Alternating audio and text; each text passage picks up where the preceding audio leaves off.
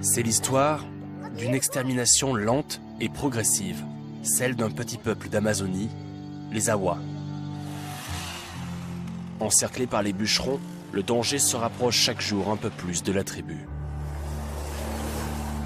Ces trafiquants de bois alimentent un marché mondial. Un bois coupé illégalement qui finit souvent chez nous, en parquet ou en terrasse.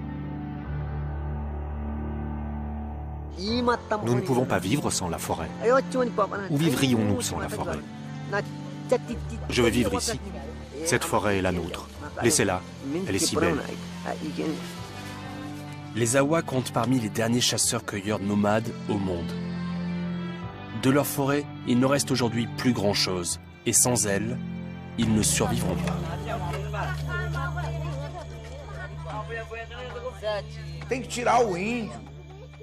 Il est temps de sortir l'Indien de la misère dans laquelle il vit. Regardez, dans le reste du monde, aux États-Unis par exemple, ou en Guyane française, là-bas, vous y trouverez des Indiens de qualité. Moi, je veux que l'Indien puisse aller à l'université tout en vivant comme il le souhaite, mais avec une meilleure qualité de vie.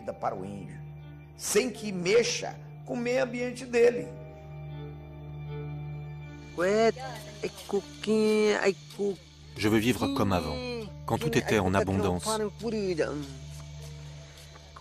Avant que nous soyons contactés.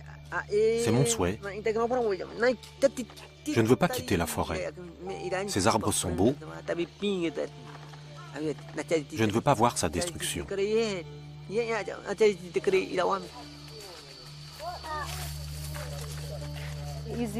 Il existe toute une série de préjugés sur les Indiens, qu'ils sont paresseux, qu'ils ont bien trop de terre en leur possession.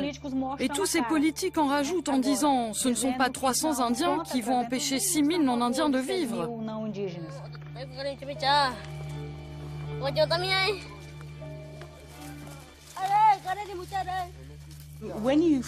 Toutes nos études ont prouvé que lorsque vous forcez des tribus indigènes à s'intégrer, ça ne marche jamais. Vous pouvez le constater facilement. Physiquement, ils sont plus exposés aux maladies, comme le sida par exemple, les taux de suicide augmentent. C'est ce qu'il s'est passé chez les Guarani au Brésil, ou les Inuits au Canada. La seule manière de faire, en fait la seule qui marche, c'est de laisser les tribus choisir par elles-mêmes. Le choix doit venir d'elles-mêmes. Quand il n'est pas déchargé au Portugal, le bois tropical brésilien l'est souvent sur le port du Havre. Sur les quais, on y croise souvent Emmanuel Guillemette. En Normandie, tout le monde connaît la famille Guillemette.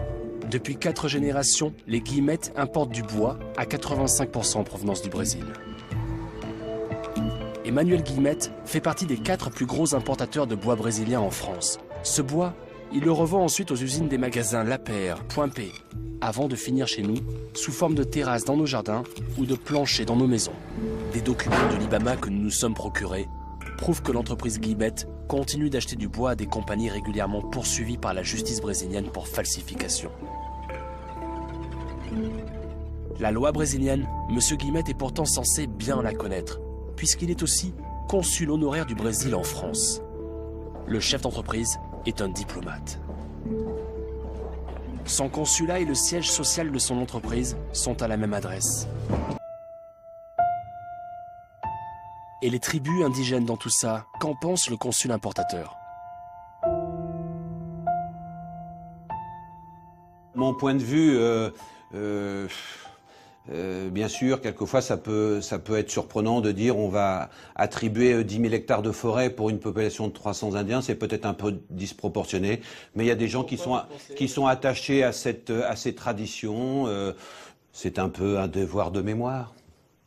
On est arrivé, ces Indiens étaient déjà là, donc on veut peut-être, pour avoir une conscience tranquille, établir ces dernières réserves.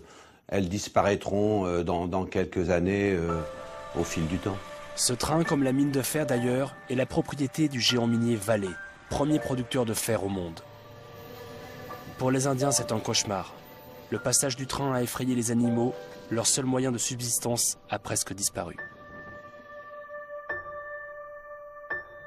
Les Awa ont bien tenté de bloquer le train. À chaque fois, ils ont essayé de se faire entendre, mais en vain.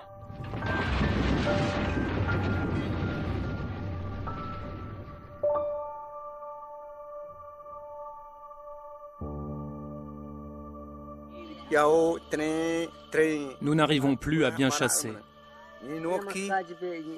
Nous ne pouvons plus entendre le piétinement des animaux qui se rapprochent. Dès que le train passe, je n'entends plus rien. Il n'y a plus jamais de silence. Il y a du bruit toute la journée et toute la nuit.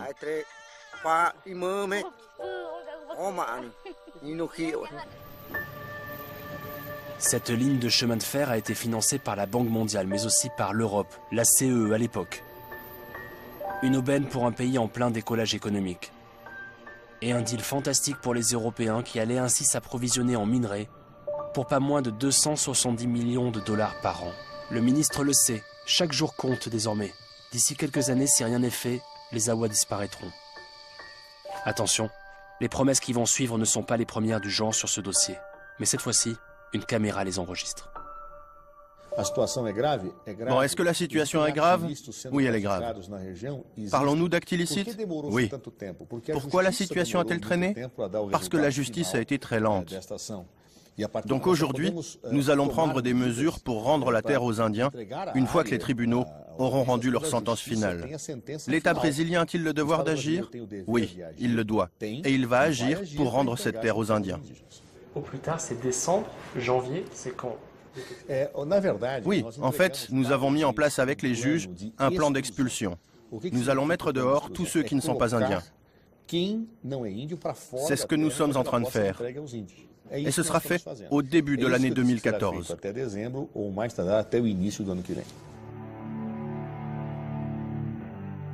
Combien de temps leur reste-t-il exactement? À quelle vitesse le progrès, comme diraient certains députés brésiliens, va-t-il les rattraper? Chez les Awa, on ne compte pas les années, mais le temps commence à presser. Je crois que nous aurons le sentiment d'avoir perdu une nation.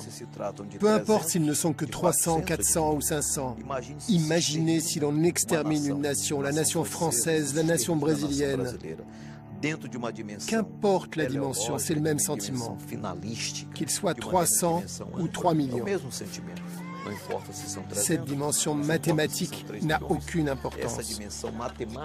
Ce qui est important, c'est le droit naturel, le droit fondamental. Ce qui est important, c'est le devoir humain de protéger une communauté désemparée.